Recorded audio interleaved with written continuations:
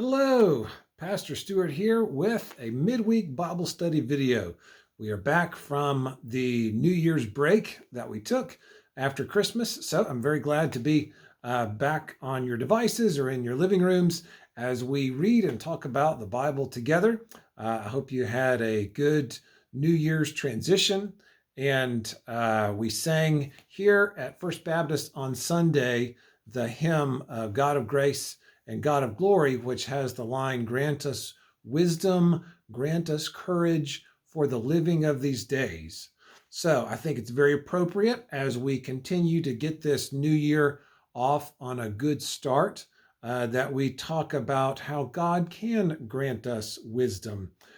We hope that this year may be better than the last, that we can make some improvements to ourselves inside and outside, to our society, to our health and healing in body and spirit. So we will need a lot of God's wisdom to do it. It's a good thing then that we are starting a series on the book of Proverbs today, and it will go for a few many weeks, not sure how many, but a good number, because Proverbs is a good big book chock full of a lot of helpful wisdom. First, let's try and get our minds in the wisdom zone. I want you to think about, I'm going to ask some questions, and if you need to pause the video while you think, that's okay. I want us to do some exercises about wisdom and advice that you have given or you have received in your life, okay?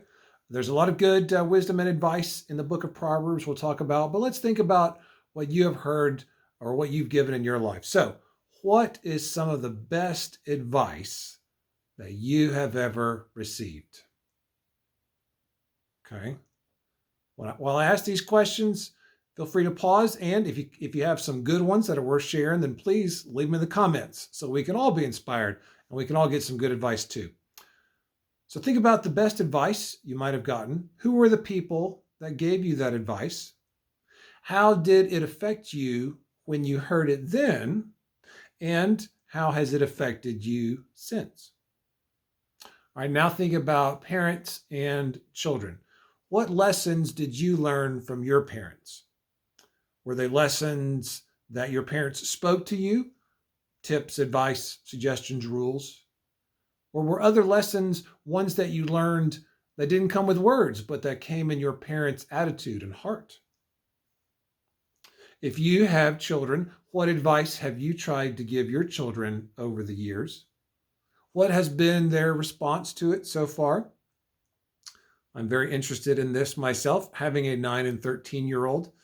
I've given them, of course, a lot of advice that they have so far not really accepted and taken to heart, but I think that is the journey that we all go on, that eventually when we reach adulthood, at some point we look back and realize, oh, maybe my parents weren't as square and uninformed as they thought they were. Maybe they really knew something about what was going on in life.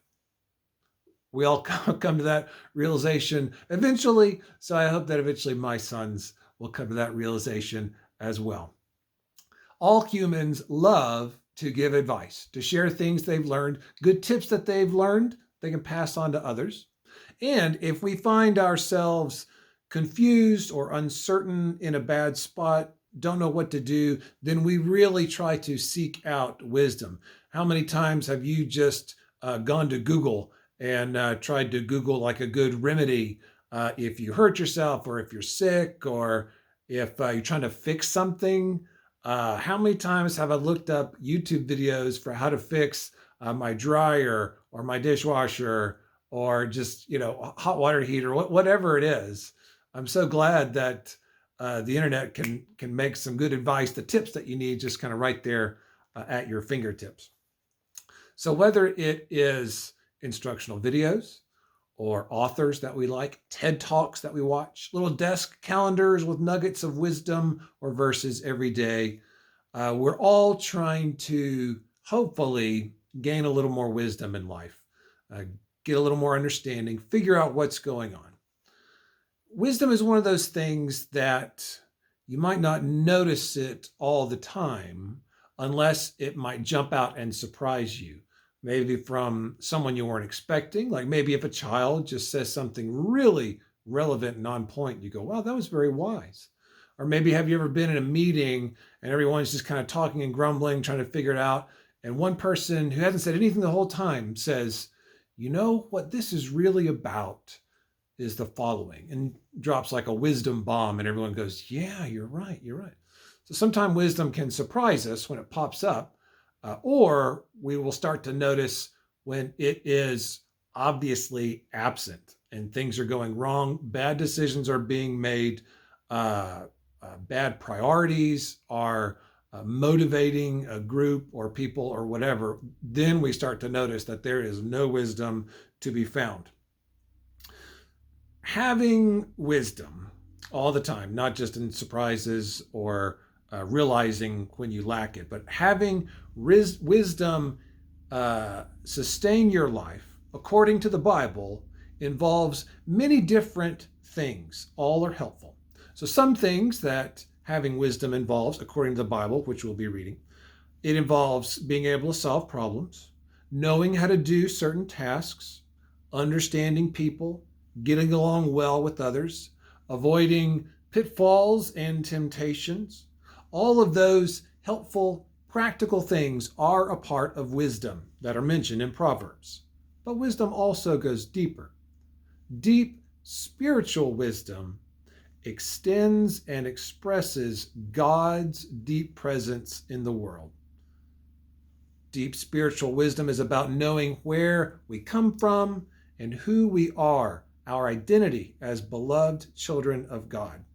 As a result of the kind of wisdom that God wants us to have, that deep wisdom, when we can build that, develop it, then we can cope with the ups and downs of life.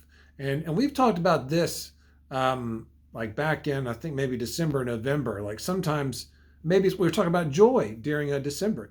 You know, life has good days and bad days. Hard things come up, annoyances, and the more wisdom you can have, the more kind of deeper perspective you can get on what's really going on. So you won't be just buffeted and rocked by the waves of life on bad days and ups and downs, but you can find like a settled, steady, solid contentment with that perspective.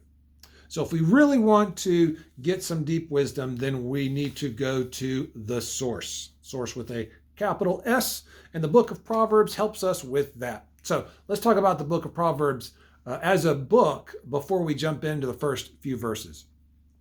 Now, around the year 2000 BC, give or take, Solomon succeeded his father David as the king of Israel. So when King David was dying, his son Solomon took over as king. And when Solomon, as a new king, prayed to God and asked God to help him, at the beginning of his leadership tenure, and good for him for getting his leadership, his monarchy off on the right foot, praying to God for help. Good start. He didn't pray for riches or military victories or for long life. What Solomon prayed for was wisdom. And you can read about that in 1 Kings chapter 3, verse 9. Solomon prayed to God for wisdom, and he got it.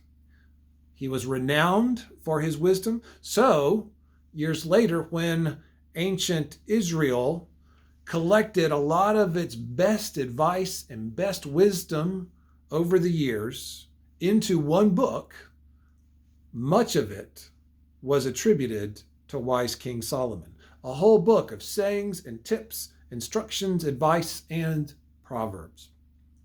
Now, a lot of times when we think of a proverb, we might think of kind of a one brief statement that might be witty or well said and just has a good boom, kind of turn of phrase, like just kind of nails a good point. It's kind of concise and just bam, like a good kind of knock of wisdom. Those are found primarily in the second half of the book of Proverbs, chapters 10 through 22. So if you want to, you can pause, or at the end of the video, flip through Proverbs 10 through 22, those later chapters, and you can just see all the verses, just like boom, boom, boom, proverb, proverb, proverb. Sometimes they might connect with each other thematically, or sometimes it just might be just different things, and they're not really connected. They're just good advice, good advice, good advice. Like, do not let the sun go down on your anger. A kind word turneth away wrath. The fool and his money are soon parted.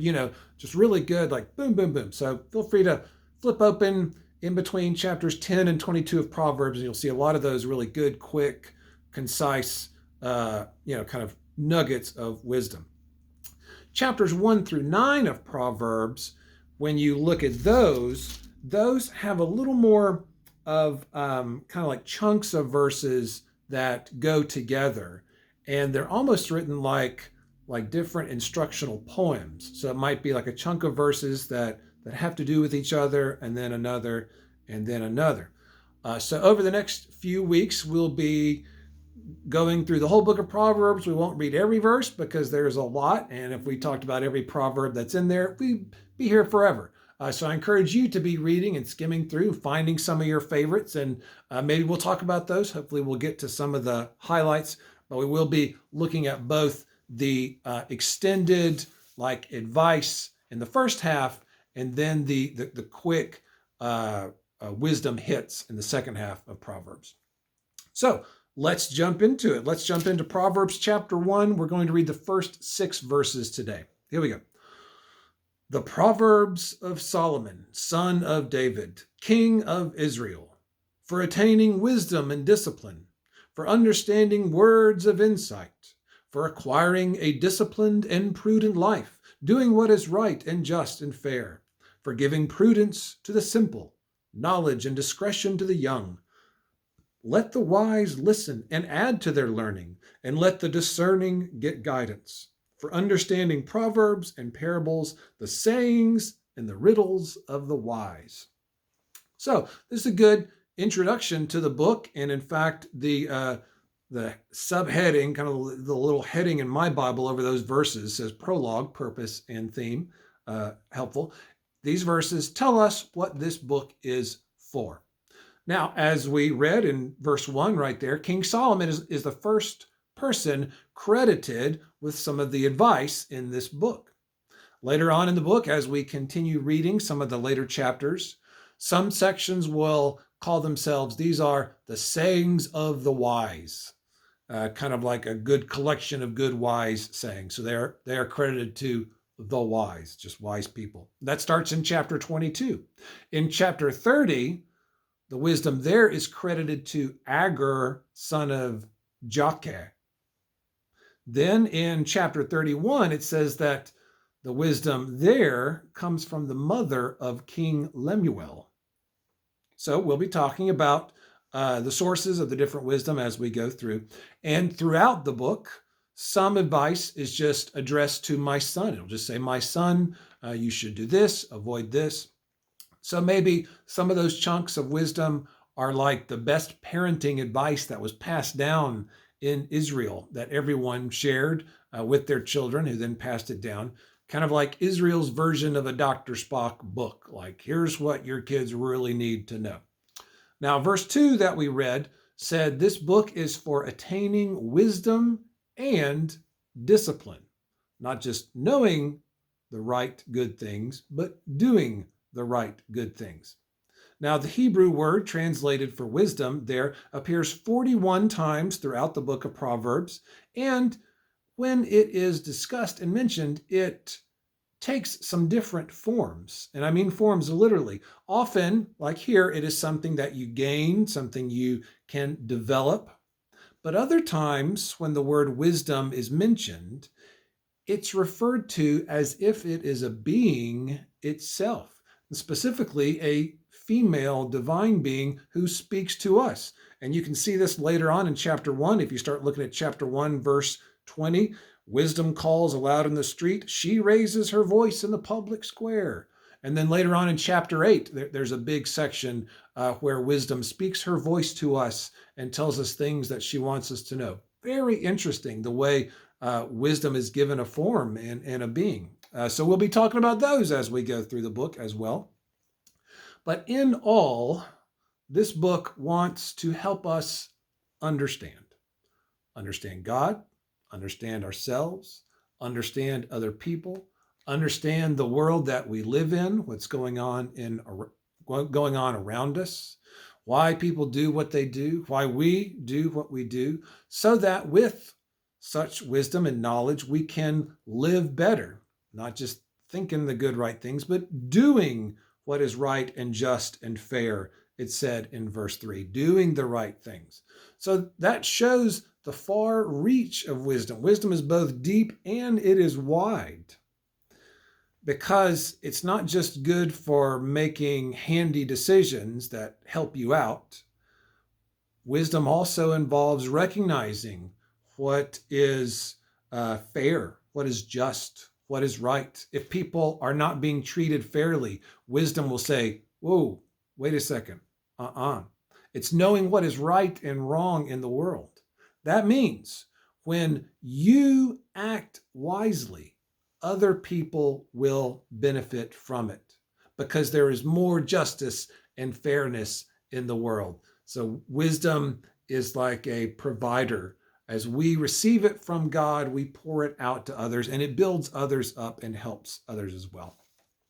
Now, in verses 4 and 5 that we read, it shows us that everybody can gain wisdom. Anybody can, any and everybody can have their lives improved and their knowledge grown. The young and the old, the smartest and the not quite as smartest. It said the wise can add to their learning. So that's good. Even if a person is already wise, and I'm sure you can think of people that you recognize that is a wise person. Well, they too can add to their learning by reading the book of Proverbs. There's always good stuff to learn. We're never done learning in this physical life. These verses also said the youth can gain knowledge and develop discipline.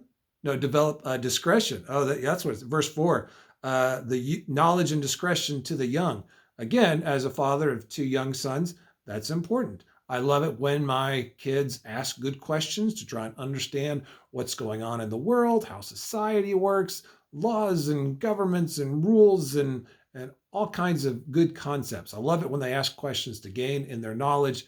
And certainly as a father of sons, one of whom is 13, discretion is a very important thing to learn as they try to figure out what is appropriate or not, what's appropriate to say or not.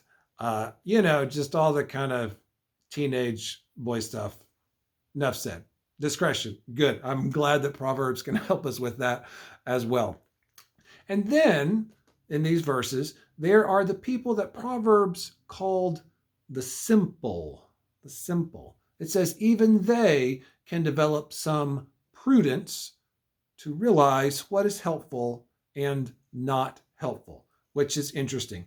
The Hebrew word translated for simple there is used 15 times in the book of Proverbs, and it refers to people who are immature or are unprepared to make decisions. I think we can all, we all know people like that.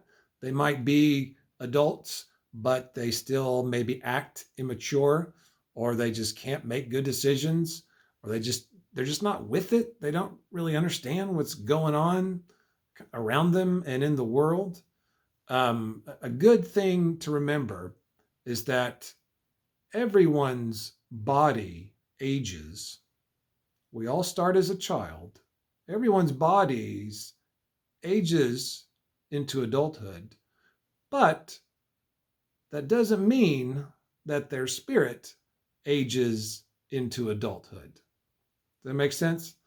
You might see some adult-bodied people walking around, but their behavior and their attitude and their words and their thinking are still completely childish. So everyone's bodies ages, but not everyone's maturity level does. So that would be kind of like the simple that these verses are referring to.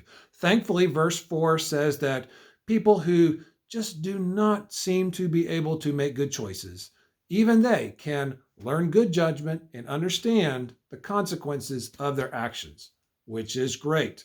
Good. This book is for everybody.